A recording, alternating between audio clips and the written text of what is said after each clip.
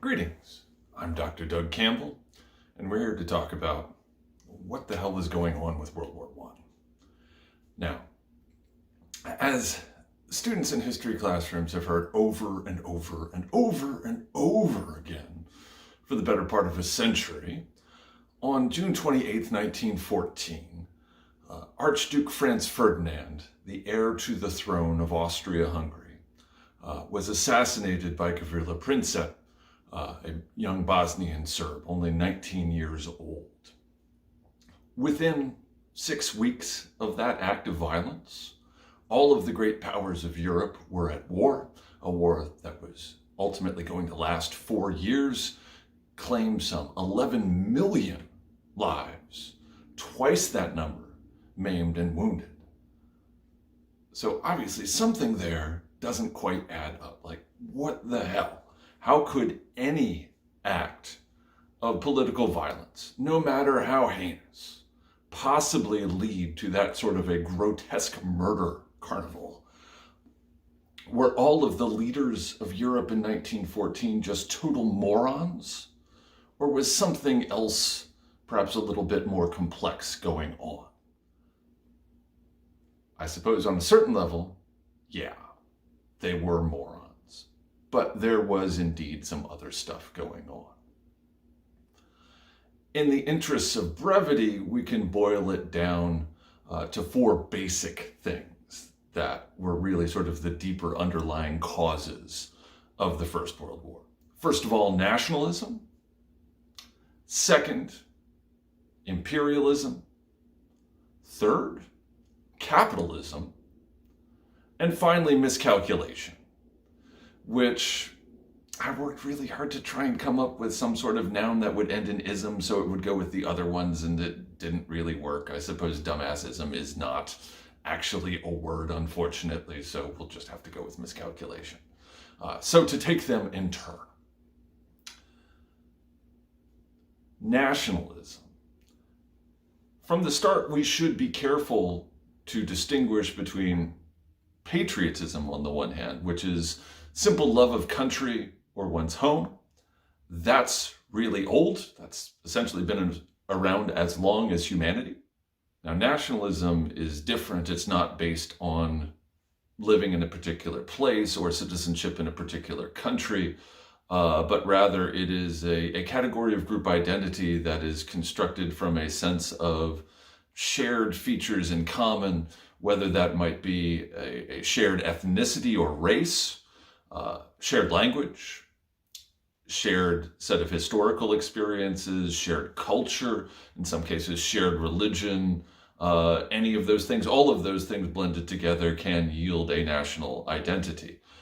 And so far, no problem. Like, that's not necessarily a bad thing. Where the problems come into play is, as was increasingly the case by the dawn of the 20th century, when people began to think that the boundaries between national groups should correspond to the boundaries between political states. That nation-state idea that every nation, every national group should have its own country in which all of the members of their nation live and no members of any other nation live. That really creates a problem because essentially in the modern era, there was no country that worked like that. All of the various states of the world, to a greater or lesser degree, were multinational states. So the nation-state idea and intense nationalism was very much going against the grain of the existing state system. Case in point, before World War I mean, there were various multinational states, but one in particular was Austria-Hungary, which had as many as a dozen different and distinct nationalities. The Germans and Hungarians were the privileged group that essentially ran the show in Austria-Hungary, but it also included Czechs, Slovaks, Poles, Ukrainians,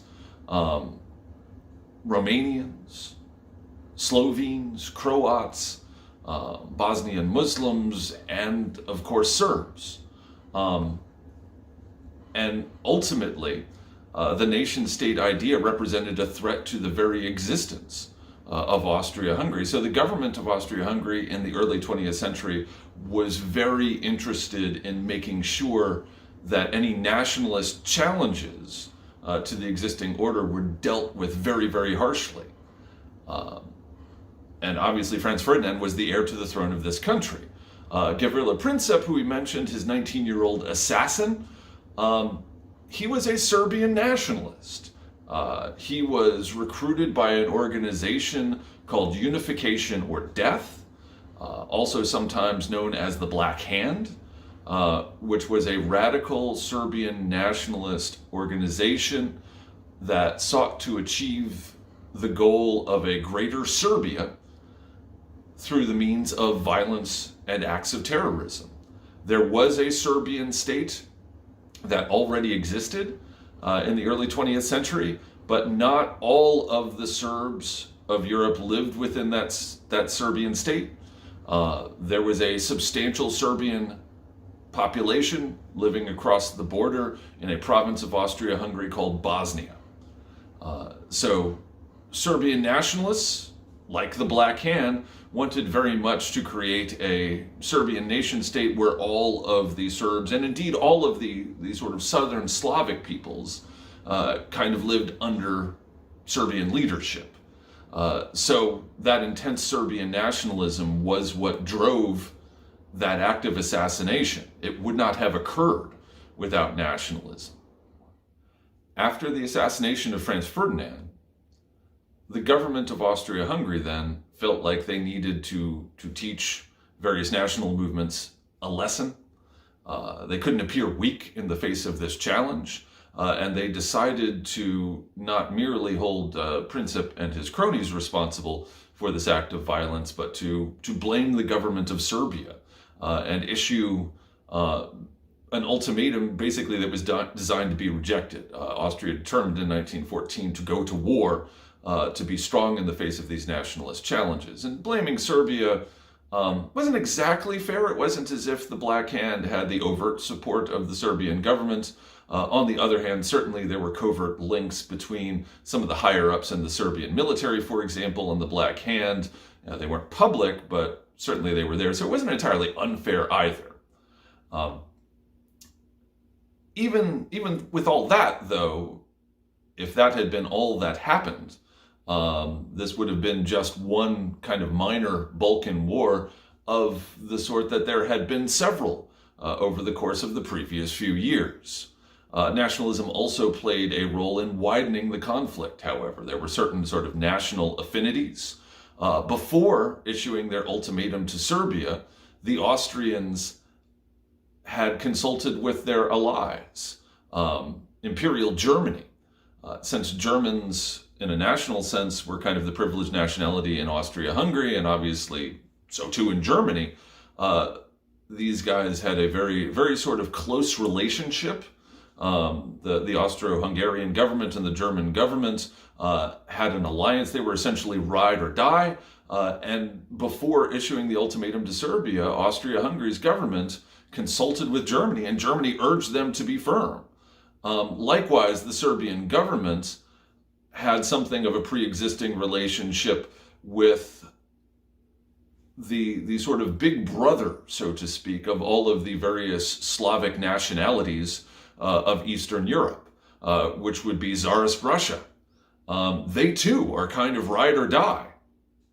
So neither Austria-Hungary nor Serbia are going into this just on their lonesome, and they knew it.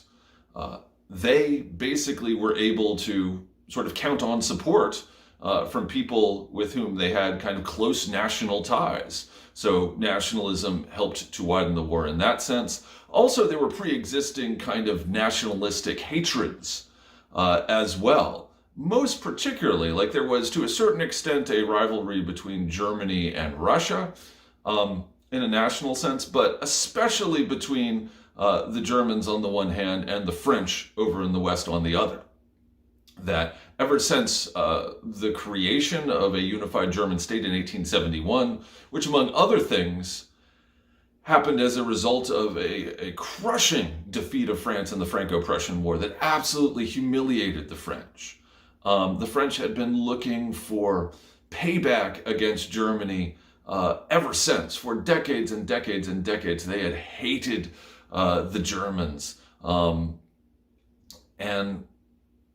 not really hated, but also feared. They thought that Germany was just getting stronger and stronger and eventually could pose an existential threat to France. So those national antagonisms were lurking in the background. So we got nationalism. Number two, we've got imperialism. That is the ambition on the part of the various governments of the great powers of Europe to expand their zones of control, their power and influence in the world. This plays a role for all of the various participant countries in World War I. For example, Austria-Hungary was not merely trying to look strong in the face of nationalistic challenges, but also sort of saw the Balkans, that sort of peninsula in southeastern Europe, as kind of their natural sphere of influence, a place which they should dominate. Like, even if they didn't control it directly, they essentially viewed it as their turf. So they were protecting those imperial ambitions too by going to war with Serbia. And likewise, Russia had a similar view of the Balkans as their natural sphere of influence. So they were not merely helping Serbia out of the goodness of their hearts. They were also fueled by their own imperialistic ambitions in that part of Europe. But imperialism played a role most specifically for Germany.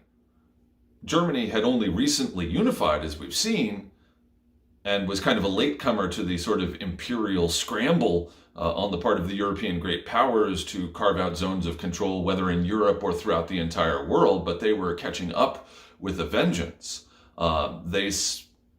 They saw a kind of bright future for themselves as the dominant power, certainly in Europe, and perhaps as they seized more and more colonies in places like Africa or Asia, the world as a whole. They felt that they had been mistreated and abused by their national rivals for too long in history. Now in the early 20th century, they wanted to break out of any sort of perspective encirclement or containment on the part of their national enemies, particularly the Russians on the one hand in the East, the French in the West, and assume, as they put it, their rightful place in the sun.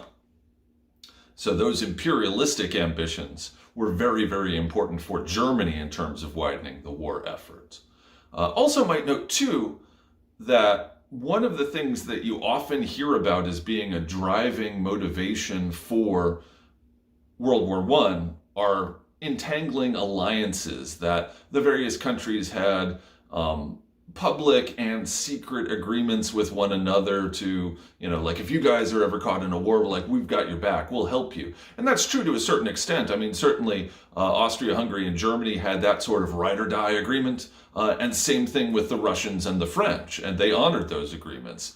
But at the same time, they didn't honor them just because they had signed a piece of paper. They honored them because all of those countries felt that it sort of suited their imperial ambitions.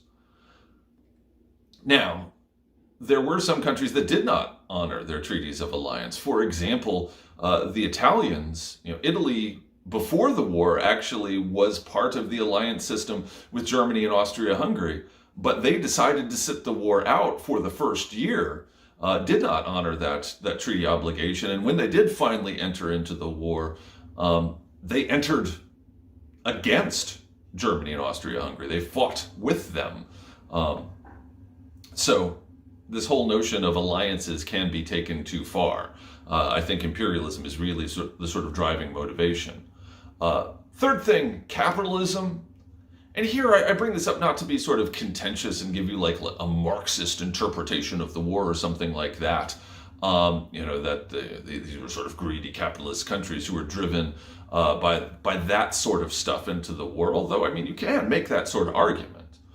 But I mean it more in terms of the various countries ultimately went to war in large part to protect their economic interests, that there were profits at stake, that the international network of trade, all of their industrial concerns and corporations had a lot to gain and a lot to lose in this war. Especially here, we can look to Britain, which one of the last great powers to join the war, and did so largely, I think you can make a solid argument, because of economic concerns. Now, what they said was the reason that they joined the war is because in attacking France, Germany had gone through Belgium as kind of a sort of sneaky end around to sort of surprise the French, and that they had, in doing so, violated a treaty that all of the great powers had signed in the 19th century guaranteeing Belgian neutrality. That's a load of crap, ultimately. Like, if the Brits had wanted to stay out of this war, they would have. They don't really care about Belgium. What they care about is the increasing threat to the bottom line of the British Empire posed by Germany.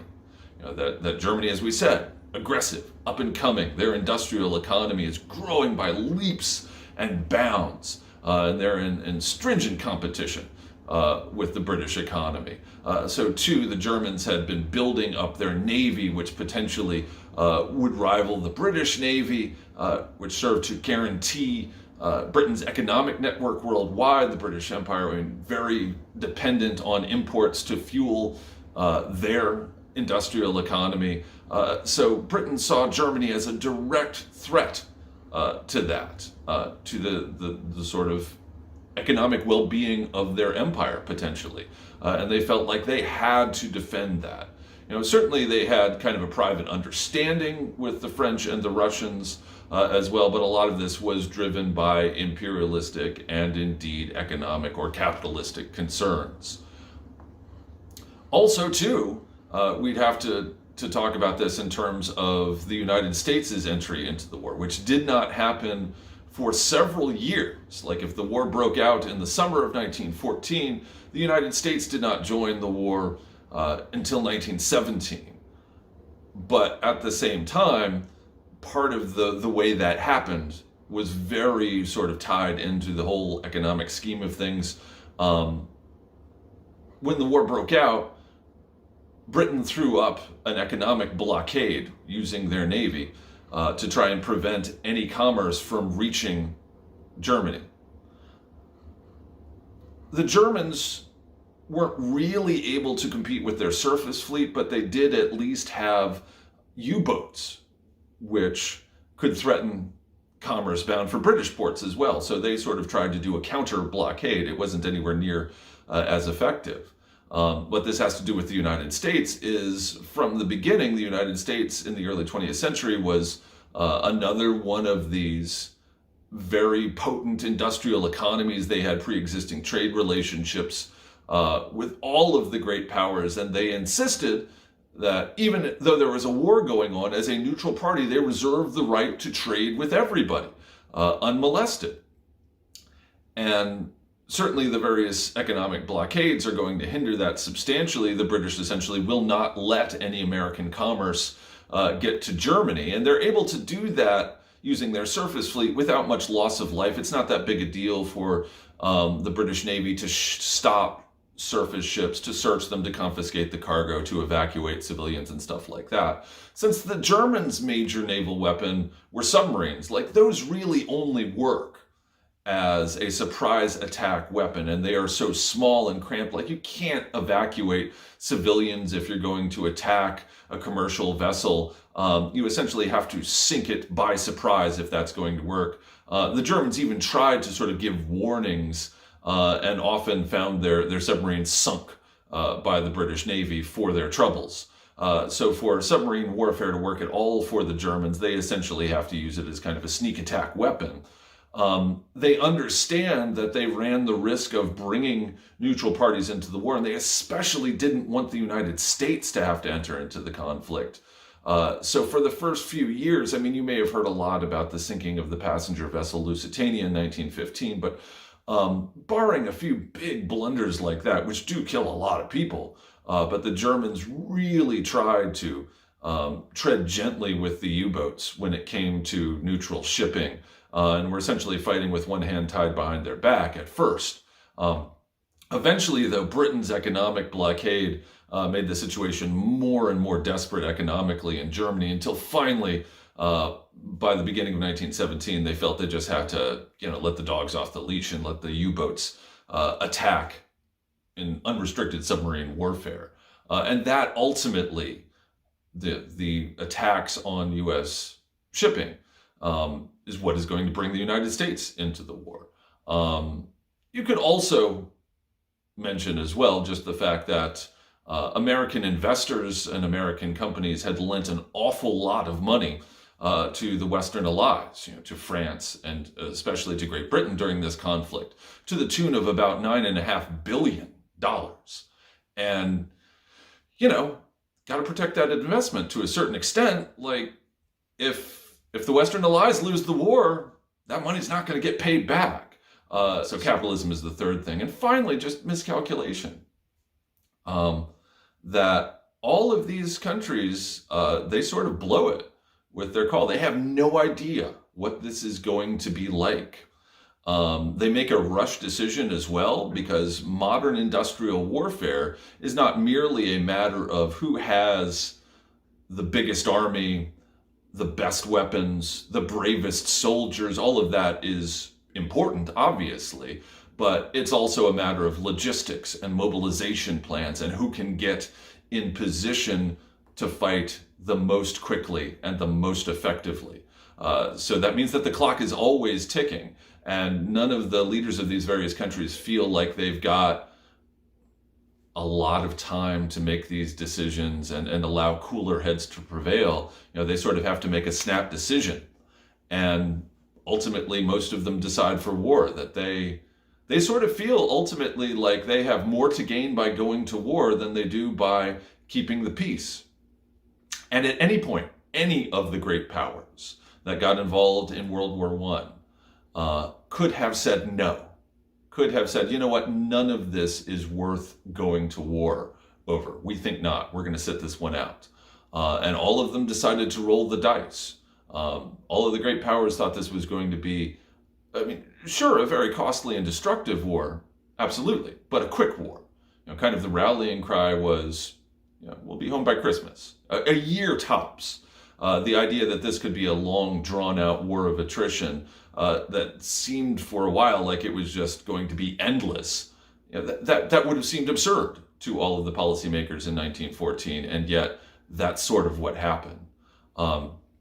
So all things considered, this war, because of nationalism, because of imperialism, because of capitalism, and also because of this giant sort of miscalculation, all of the great powers blunder into war. And as always, it is their citizens, it is the everyday people who are forced to mobilize and to join these armies and to support this war effort. They're the ones who suffer most in all of this. They are the ones who bear the brunt of this.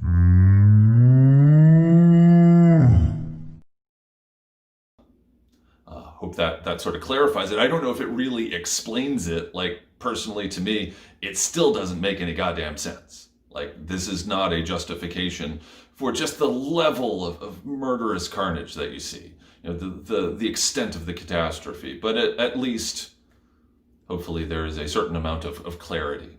If you're interested in more information, there are several good books out there. Obviously, there have been hundreds of books on World War I written since the war broke out. If you're looking for a readable work of popular history, Barbara Tuchman's The Guns of August, published in 1962, is a very readable account of the beginning of World War I. Another very influential book on the origins of World War I is by a German historian named Fritz Fischer, published in 1961. In German, it's entitled Der Griff nach der Weltmacht, Reaching Out for World Power. It's been translated into English as Germany's Aims in the First World War, which is very critical of German imperial ambitions and very influential as well, very worth reading. Also, Niall Ferguson's The Pity of War, published in 1999, is a much more recent account of some of this stuff that is much more critical of the British Empire's role in expanding this war. So there's always more to read. I encourage you to check out the various sources. Take a look below. I've listed them. At any rate, hope that helps you understand World War I a little bit better. Thanks for listening. Bye.